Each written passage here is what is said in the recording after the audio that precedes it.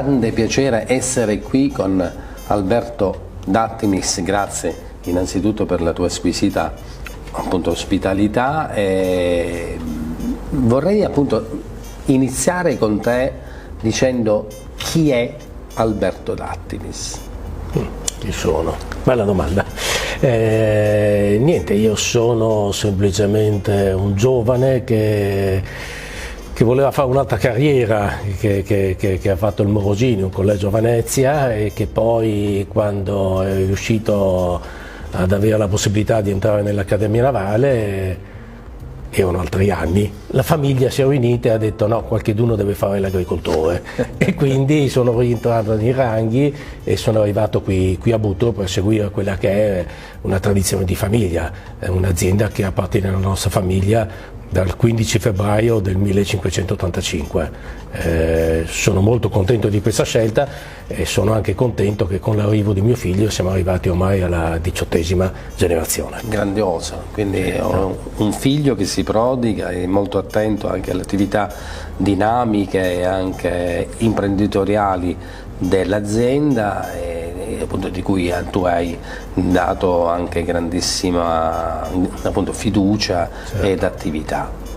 La idea ovviamente della produzione della appunto Conte d'Attimis negli anni si è anche evoluta. Oggi a che tipo di riferimento di mercato, se vogliamo anche di produzione, si attiene? Allora, diciamo che l'impostazione dell'ultimo decennio, gli ultimi 15-20 anni, è quella di prestare sempre più attenzioni alle varietà tipiche, tradizionali. Ormai da alcuni anni ogni tanto eliminiamo una varietà internazionale per poter avere più tempo, per prestare più attenzioni a quello che sono le nostre varietà. Da quest'anno non proporremo più ai nostri consumatori lo Chardonnay, appunto per cercare di spingere più le nostre varietà come la Ribolla gialla, la Malvasia da Malvasia istriana, Pignolo, eccetera. Troppi vini diventa complicato seguirli.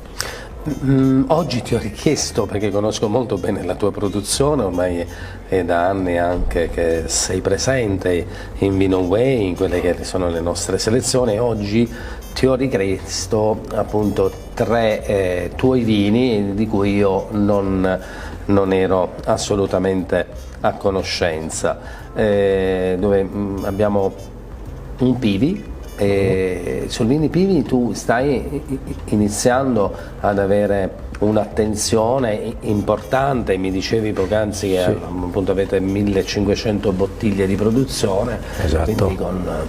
Diciamo che Piwi l'ho avvicinato perché secondo me è quella che è la vera, il vero significato del basso impatto ambientale, il poter ridurre il numero dei trattamenti in maniera sostanziale, quindi il numero di lavorazioni in campagna, l'apporto di compattare il terreno, eccetera. Secondo me questo è il vero futuro. Questo è il vero futuro, come hai detto, quindi il Pivi, perché ovviamente trovi che è di meno impatto ambientale. Certo. Ecco, hai dato questa tua immagine di produzione che la vedo intelligente, se vogliamo anche innovativa, curiosa, ma se ne dovessi produrre un altro di vino appunto Pivi, lo andresti a produrre con la stessa idea?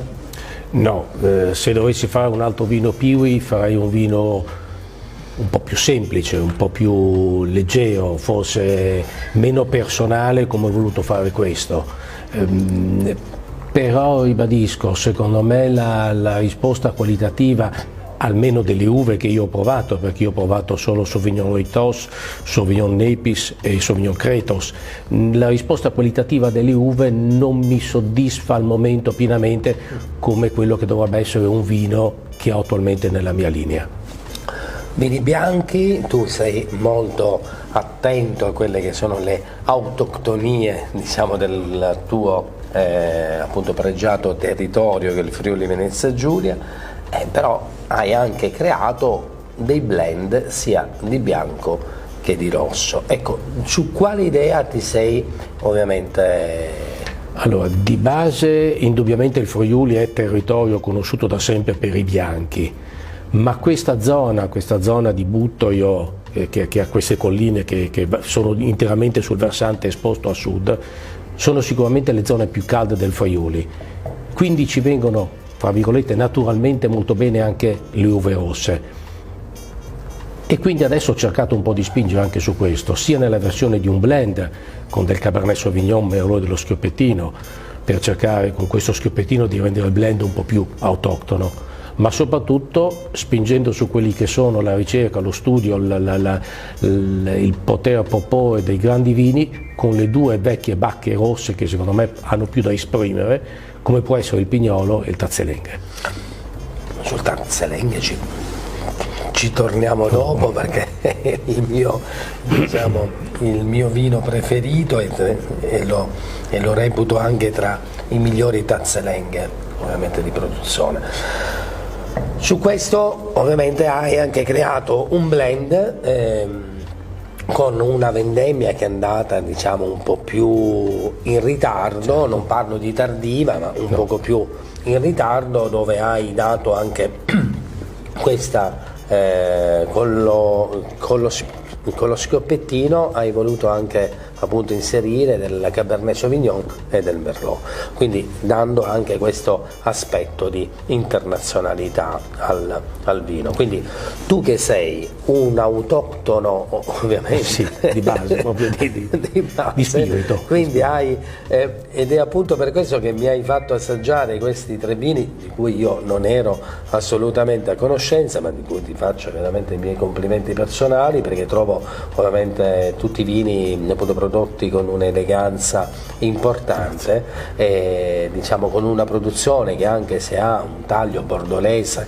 però appunto diciamo che la tannicità, diciamo, del vino, del territorio ovviamente appunto rimane, dandogli anche conferimento a quella che è l'eleganza del vino stesso.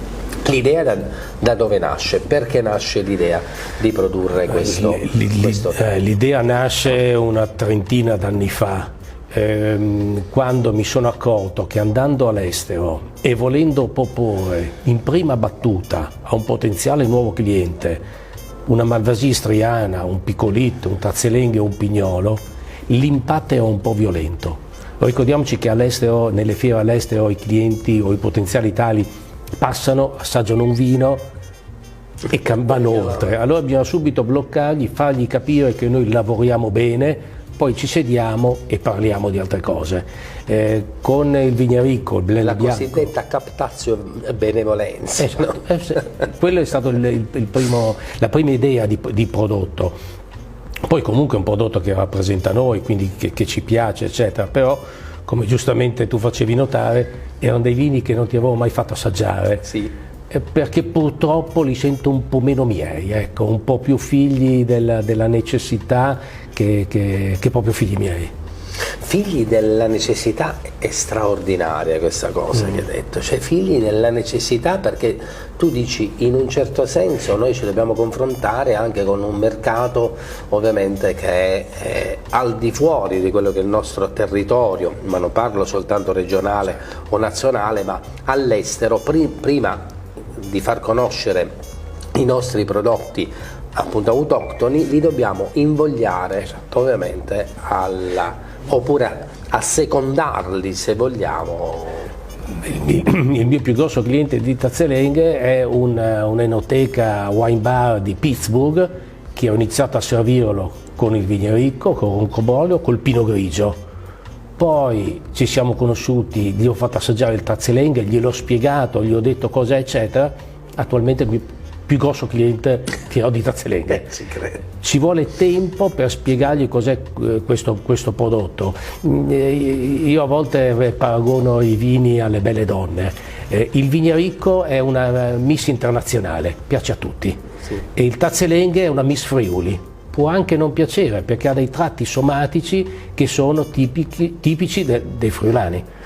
E quindi... Ma guarda, io ti dico, tu ovviamente ogni anno sei sempre premiato ovviamente delle tue produzioni ovviamente autoctone del territorio friulano, però se non erro questo è il quinto anno consecutivo che ti premiamo il Tazeleng, quindi dove ovviamente troviamo un punto di riferimento, può essere anche del miglior produttore di Tazeleng del Friuli Venezia Giulia. Diciamo che siamo pochi produttori di Tazeleng, tutti secondo me lo facciamo molto bene, tant'è che questo è il secondo anno che al Vinitaly prendo uno stand in una zona di piccoli produttori, chiamo lo stand Tazeleng Team e invito lì, ospito i miei colleghi e lì assaggiamo solo Tazeleng. Questi sono i divertimenti del mio mestiere, diciamo. Da dove nasce, ecco, questa grande passione per la produzione del Tazeleng? Questo amore parte, uno, perché è un autoctono, due, perché è un rosso e quindi è più difficile scontrarsi in giro per i mercati, perché dal Friuli si aspettano sempre un bianco. Tre, probabilmente perché il biotipo di Tazeleng che ho impiantato mi dà un risultato superiore rispetto ad altre varietà di Abacca rossa friulana che ho. Cioè proprio a livello di uva, quando uno la mastica prima della vendemmia, si rende conto che è un'uva che ha tanto da darmi. Spieghiamo che cosa significa Tazeleng, perché in effetti poi sei stato così bravo e straordinario, e complimenti anche al tuo enologo, perché hai saputo domare ovviamente quelle che sono le, certo, diciamo, le peculiarità ovviamente che c'erano una volta nel Tazeleng, però esiste ancora, perché ovviamente domare un cavallo imbizzarrito è quasi impossibile, però siete stati bravi ovviamente almeno a tenerlo a freno. Spieghiamo che cosa significa Tazeleng ai nostri amici. Ricordiamoci che i nomi delle uve vengono sempre da un nome geografico, da una caratteristica del vino o dell'uva quando la mangio, o dalla forma del grappolo. Nel caso del Tazeleng viene dal vecchio friulano taceleng, cioè taglialingua. Questo è uno dei motivi per cui è anche stato parzialmente abbandonato. Era un vino che era imbevibile da gioventù. Ci credo. E ricordiamoci che per il contadino l'uva, il vino era un alimento. Tenere lì del vino per 5, 6, 10 anni nella speranza che migliorasse, ma con la possibilità anche che peggiorasse, non era una cosa conveniente. Oggigiorno, con delle macerazioni più puntuali, più precise, più controllate, più seguite, riusciamo anche a tenerlo un po' per le briglie e a renderlo un po' più cavalcabile, diciamo. Straordinario, perché è veramente un'espressione eccellente. E se ti posso dire anche non facile, perché è anche un vitigno molto difficile, come dicevo poc'anzi, da domare e da poter appunto gestire, però voi ovviamente siete stati capaci e molto bravi ad andarlo almeno a tenerlo un po' stretto, se no. Senti Alberto, se tu dovessi immaginare oggi un vino che non hai ancora prodotto, che vino vorresti produrre? No, non vorrei produrre un altro vino, perché secondo me le bacche friulane che uso sono quelle che danno più soddisfazione. Diciamo che non ho ancora raggiunto la mia idea di vino, cioè c'è ancora tanta crescita, vuoi sulla Ribolla Gialla, vuoi sulla Malvasia, da Malvasia istriana, sul Pignolo, sul Tazeleng, cioè c'è ancora tanto da fare, tanto da scoprire, tanto da migliorarsi. Non finiremo mai in questo. Concludo le mie interviste dicendo: cosa vuoi che ti auguri? Che un figlio segua la mia attività, ma questa l'ho avuta già questa fortuna, diciamo, che il tempo sia clemente, che torni qualche pioggia in più rispetto agli ultimi anni. Quello. Alla tua, grazie.